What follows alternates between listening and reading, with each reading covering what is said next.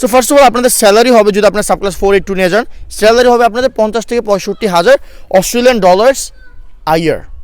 আর packaging job করলে আপনাদের যে রেসপন্সিবিলিটিগুলো সেগুলো হলো you have to pick load unload, truck থেকে মাল আসতে লোড করা, ট্রাকে ভরা, ট্রাক থেকে আপনাদের ওই ওয়্যার হাউস যখন প্রোডাক্টগুলো যাওয়ার পরে আপনাদের ওই ওয়্যার বেসিক যা দরকার আপনার উইদিন 1 উইক ইজিলি শিখে যাবেন, শিখবেন কীভাবে কমিউনিকেশন স্কিল কীভাবে ডেভেলপ করা যায়। Then you have to work 12 hours a day. Visa cost আপনাদের কত এটা বলে, আপনাদের ভিসা কস্ট হলো 2770 অস্ট্রেলিয়ান ডলার্স। ওরা হয়তো আপনাদেরকে এই ফিসটা পেও করে দিতে পারে, $2770, ওদের কাছে এটা ব্যাপার না। বাট তারপরে হলো আপনাদের documents required for Australia visa. আসসালামু আলাইকুম, আমি ইন্তেশার। আসসালামু আলাইকুম, আমি হিরাম। সো আজকে আমরা কথা বলতেছি অস্ট্রেলিয়া ওয়ার্ক পারমিট 2023, হ্যাঁ, সাবক্লাস 482 নিয়ে। সো আপনারা যারা 482 সাবক্লাস নিয়ে ভিডিও চাচ্ছিলেন, এটা আপনাদের তাদের জন্য। আর যারা আপনারা জানেন না এটা কি, অথবা আপনারা অস্ট্রেলিয়া যেতে চান, আপনারা এই ভিডিওটা দেখেন উইদাউট স্কিপিং। সবাই স্কিপ ছাড়া দেখবেন, 10 সেকেন্ড স্কিপ যদি করেন আপনারা ইম্পর্টেন্ট ইনফরমেশন মিস করে যাবেন, অনেক লস হয়ে যাবে। তো স্কিপ ছাড়া দেখেন, আমরা ভিডিওটা স্টার্ট করি। সো ফার্স্ট অফ অল আপনাদের স্যালারি হবে যদি আপনার সাবক্লাস 482 নিয়ে যান, স্যালারি হবে আপনাদের 50 থেকে 65,000 অস্ট্রেলিয়ান ডলার্স আ ইয়ার। মানে আপনাদের বাংলাদেশি টাকায় আপনারা অ্যাভারেজ ধরতে পারেন 60 লাখ টাকা কম বেশি এক বছরে। আপনারা যদি গুগলে যান, আপনারা বাংলাদেশি টাকায় যদি দেখতে চান, আপনাদেরকে আমি বলি কীভাবে করবেন। গুগলে যাবেন, যে লিখবেন 60,000, কারণ 50,000 মিনিমাম, 65,000 ম্যাক্সিমাম না, 65,000 একটা রেঞ্জ, ম্যাক্সিমাম তো আপনার লাখ লাখ ডলার আছে। আপনার যদি 60,000 ধরেন, মাঝখানে ধরেন 60,000, গুগলে যে লিখবেন 60,000 স্পেস AUD, তারপর দেখবেন 2 স্পেস BDT, মানে 60,000 অস্ট্রেলিয়ান ডলার টু বাংলাদেশি টাকা। তখন আপনারা দেখতে পাবেন বাংলাদেশি কত টাকা আসলে, আপনারা যেদিন ভিডিওটা দেখতেছেন সেদিন কত টাকা মূল্য হয় এক বছর আপনাদের আয়। দেন আপনাদের এগুলো হলো বেসিক্যালি প্যাকেজিং জব। আর প্যাকেজিং জব করলে আপনাদের যে রেসপন্সিবিলিটিগুলো সেগুলো হলো, তো আপনার রেসপন্সিবিলিটিস আর পিকিং অর্ডার্স, হ্যাঁ, একটা জায়গা থেকে আপনাদের একটা জিনিস আসবে, তো এটা যে নিয়ে আসা, ঠিক আছে। দেন লোড আনলোড, ট্রাক থেকে মাল আসতে লোড করা, ট্রাকে ভরা, ট্রাক থেকে নামানো, এইগুলো দায়িত্ব। লেবেলিং, হ্যাঁ, dispatch, refund process. For example আপনারা ধরেন অ্যামাজনে কাজ করতেছেন, ঠিক আছে। তো অ্যামাজনে যখন আপনাদের একটা প্রোডাক্ট আপনারা কেউ সেল করতে চায়, ওরা অ্যামাজন ওয়্যার হাউসে মাঝে মাঝে পাঠায়। সো আপনাদের প্রোডাক্টটা যখন ওয়্যার হাউসে যাবে অ্যামাজনের, ওইখানে কেউ থাকবে, ওই প্রোডাক্টগুলো আপনাদের একজনের তো প্রোডাক্ট না, পুরো অনেক ধরেন এই 200 জনের প্রোডাক্ট আপনার একটা ট্রাকে পড়বে, ওইগুলো নিয়ে যাবে অ্যামাজন ওয়্যার হাউসে, হ্যাঁ, কারণ লোকটা যখন অর্ডার করে ওয়্যার হাউস থেকে লোক দেখা যায়, কয়েকটা প্রোডাক্ট এমন আছে। সো আপনারা যখন এই অর্ডার করবেন, আপনাদের ওই ওয়্যার হাউসে যখন প্রোডাক্টগুলো যাওয়ার পরে আপনাদের ওই ওয়্যার হাউস থেকে মালগুলো নামানো, হ্যাঁ, একটা লোক থাকবে। সো এগুলোই হলো আপনাদের প্যাকেজিং জব। ওই লোকগুলো নামায় লেবেলিং করবে, যে যখন কেউ নামে আর কি শেলফি উঠায় রাখবে, যখন কেউ অর্ডার করবে, অর্ডার করার পর আপনাদের ধরেন আপনাদের ট্যাগ লাগাই দিবে যে এই অ্যাড্রেসে যাইতেছে, একটা বারকোড সহ, এইগুলো লেবেলিং। এরপর আপনাদের যখন টাইম হবে তখন আপনারা এই ট্রাকে এই মালটা ভরতে হবে, তো এটা নিয়ে ট্রাকে ভরে দেবেন। আর রিফান্ড প্রসেস, একটা কাস্টমার পছন্দ করলো না, রিফান্ড করতে হবে, তো ওরা রিফান্ড যখন ক্লেম করবে আপনাদের রিফান্ড প্রসেস করতে হবে। আরেকটা হলো আপনাদের কাস্টমার যখন আপনাদের এই ডিসপিউট করবে, যদি একটা কাস্টমার ডিসপিউট করে যে প্রোডাক্টের প্রবলেম আছে, প্রোডাক্টটা manufacturing defect, for example dispute করলে ডিসপিউটটা ইনভেস্টিগেট করতে হবে আপনাদের, করার পর এগুলো সলভ করতে হবে, এগুলো আপনাদের দায়িত্ব, ঠিক আছে গাইস। আপনাদের বেসিক নলেজ অফ কম্পিউটার লাগবে, এটা সত্যি কথা। কারণ যদি আপনাদের কম্পিউটার চালাতে না পারেন তাহলে আপনাদের এই জবগুলো হবে না গাইস, সত্যি বলতে। হ্যাঁ, হবে না বলতে কি, আপনাদের নিবে, কিন্তু খুবই কঠিন নেওয়া।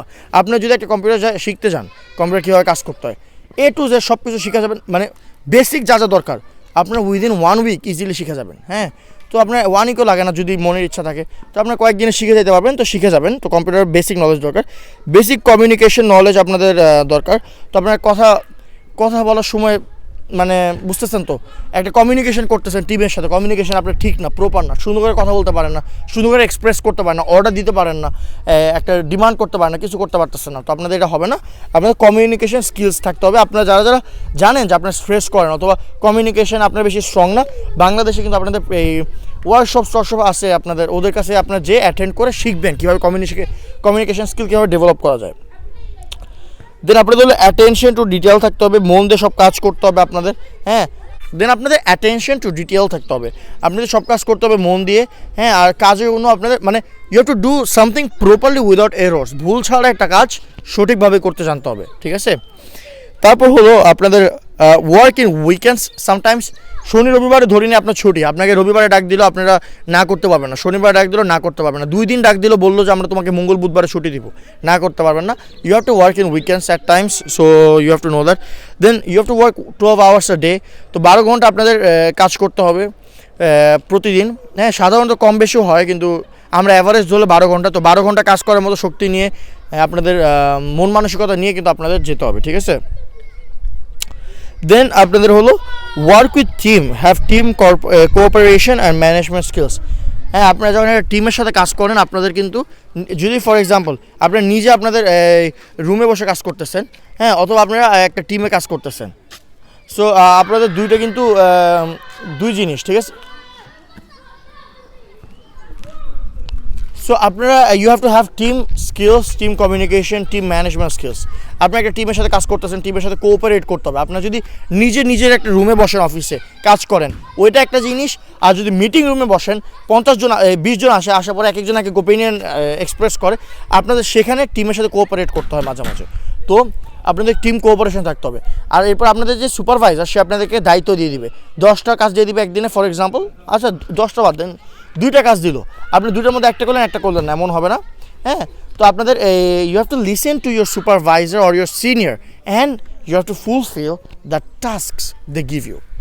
ওকে, তো আপনাদের যে দায়িত্বগুলো দিবে, যে আচ্ছা ফর এক্সাম্পল, যে তুমি আজকে তিনটার সময় একটা ট্রাক আসবে, সেটাতে সব মাল নামাবা, তাড়াতাড়ি লেবেলিং করবা, 4টার সময় আমাদের ডিসপ্যাচ করতে হবে। তোমার এই দায়িত্ব।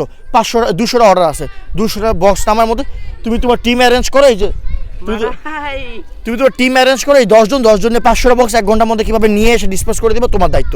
এগুলো আপনাদের করতে হবে। হ্যাঁ, আপনাদের দায়িত্ব আছে ওখানে।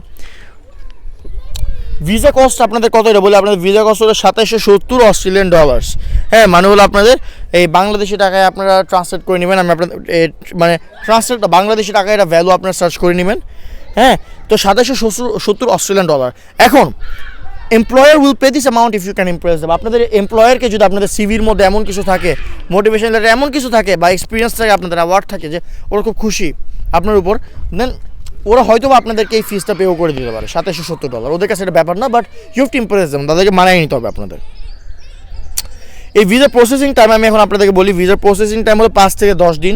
তো খুবই শীঘ্রই ভিসাটা হয়ে যাবে আপনাদের অ্যাপ্লাই করার পর, ইনশাল্লাহ। এরপরে আফটার 3 ইয়ার্স, হ্যাঁ, you can apply for PR. এটা মনে রাখতে হবে। আপনারা যখন এই ভিসাতে যাবেন, 3 বছর থাকার পর আপনার পিআরের জন্য অ্যাপ্লাই করতে পারবেন। PR stands for permanent residency, মানে সেই দেশে পার্মানেন্টলি থাকার জন্য কাগজ, ঠিক আছে। তারপর হলো প্যাকারের রেসপন্সিবিলিটিস আরও কয়েকটা আছে, আমি বলি। এনশিওর দ্যাট আইটেমস আর আনড্যামেজড। আপনারা একটা প্রোডাক্ট ধরেন প্যাক করতেছেন, হ্যাঁ, জিনিসটা ড্যামেজ একটা জিনিস প্যাক করে দিবেন, এটা হবে না।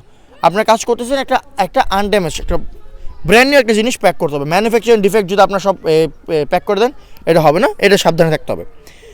ক্লিন শিপিং কন্টেনার্স, আপনাদের শিপিং কন্টেনার ক্লিন করতে হবে। লেবেল আইটেমস, যেমন বললাম, একটা লোক অর্ডার করলো, তার অ্যাড্রেস সহ তার নাম সহ একটা লেবেল বের হবে, সেটা আপনারা এই বক্সের উপরে, আইটেমের উপরে লাগাই দেবেন আর কি।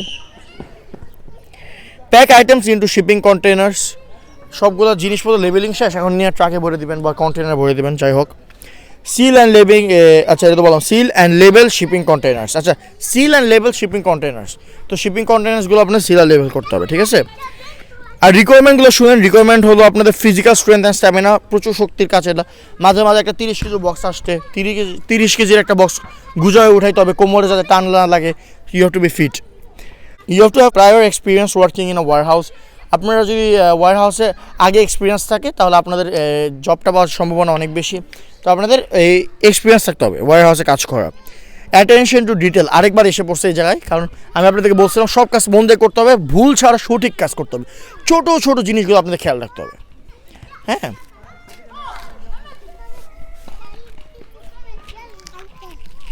তারপর আপনাদের হতে হবে এক্সিলেন্ট অর্গানাইজেশন স্কিলস। হ্যাঁ, আপনি যেমন আপনাদেরকে বললাম, 3টার সময় একটা ট্রাক আসতেছে, ওখান থেকে মাল আসবে, সবগুলো তুমি প্যাকেজ করে, লেবেল করে, চেক করে সবগুলো তুমি ট্রাকে ভরে দিবা। 4টার মধ্যে ট্রাকটা চলে যেতে হবে। তো এগুলো স্কিল থাকতে হবে, সব কিছু গুছায় যাতে করতে পারেন। এক্সিলেন্ট অর্গানাইজেশন স্কিলস থাকতে হবে এখানে লেখা। তারপরে তো minimum 2 years of experience relevant field, আমি যেমন বললাম, আপনার প্যাকেজিং করার মিনিমাম 2 বছর মতো এক্সপিরিয়েন্স থাকতে হবে, অথবা ওয়ার হাউসে কাজ করছেন এমন এক্সপিরিয়েন্স হলেও হবে, এটা আপনাদের থাকতে হবে। হ্যাঁ, তারপর হলো আপনাদের documents required for Australia visa. একটা হলো পাসপোর্ট, তারপর হলো অস্ট্রেলিয়ান ভিসা ফর্ম, তারপরে পেইড ভিসা ফি, one identity picture, national identity card, police certificate.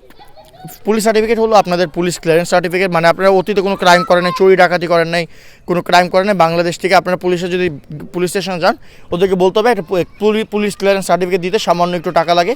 ওইটা দিলে ওরা আর কি আপনার যখন আপনাদের এমপ্লয়াররা বুঝবে যে আপনারা কোনো খারাপ কাজ ইলিগাল কিছু অতীতে করেন নাই।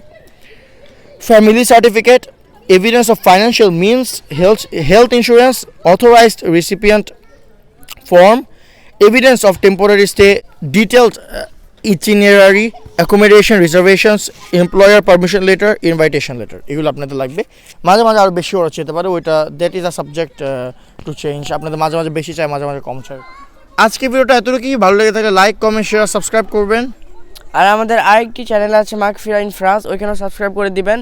ওইখানে আমরা ব্লগ পোস্ট করি, ব্লগ শেয়ার করি আর ফ্রান্সের ইনফরমেশন শেয়ার করি। আমাদের ইনস্টাগ্রাম আছে, আপনি আমাদের ইনস্টাগ্রাম ফলো করতে পারবেন। আমার ইনস্টাগ্রাম হলো inteshar_ihram_vlogs, আর আমারটা হলো ihram_36 ছোট হাতে একটা টি। এটা আপনারা এখানে কোনো ইনফরমেশন দেই না, এখানে যারা আপনারা আমাদেরকে ভালোবাসেন আপনারা আমাদেরকে ফলো করতে পারবেন। অ্যান্ড দেন আপনাদের আমাদের একটা ফেসবুক পেজ আছে, আপনারা যারা যারা রিয়েলি সিরিয়াস আপনারা আমাদের ফেসবুক পেজ ফলো করে আসতে পারবেন। কারণ আপনারা জানেন গাইস, আমরা কিন্তু ভিডিও আকারে ইনফরমেশন কম দেওয়া যায়, লিখিত আকারে ইনফরমেশন প্রচুর দেওয়া যায়। তো ফেসবুক পেজ আপনারা ভিজিট করে আসলে সেখানে প্রচুর ইনফরমেশন আপনারা পেয়ে যাবেন। ভালো থাকবেন, আল্লাহ হাফেজ। আল্লাহ হাফেজ।